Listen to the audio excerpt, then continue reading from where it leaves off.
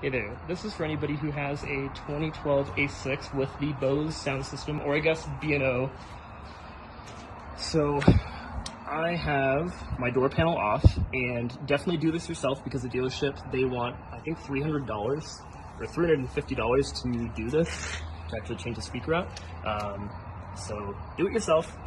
Now, I consulted with my dad. He's an electronics engineer, and he used to do a lot of repairs and stuff, and he's been doing it for like 30 years. So what he said you probably blew your speaker out because I was playing Bluetooth. If the level was too loud, you'll blow out the speaker, which I thought was weird because I've never heard it do anything crazy like that. But what he recommended, so usually there's this little dust cap on here. Obviously I removed it, and I'll get to that in a second.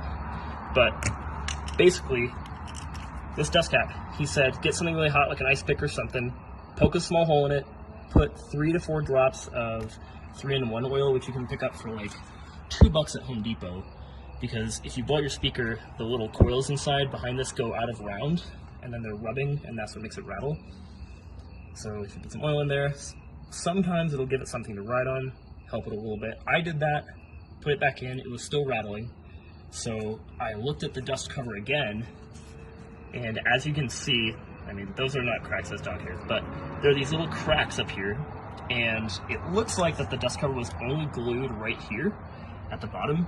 So I actually just removed the dust cover, and now it's not making any rattling sound. I think there's still something a little wrong with the speaker. It doesn't sound perfect, so I'm going to order a new one on eBay, but do not pay the $1,100 that they wanted to rip me off and do this. Obviously, stealer shit's gonna steal, but if you want to see the model number of this speaker for a Bose system on a 2012 A6, that is going to be it.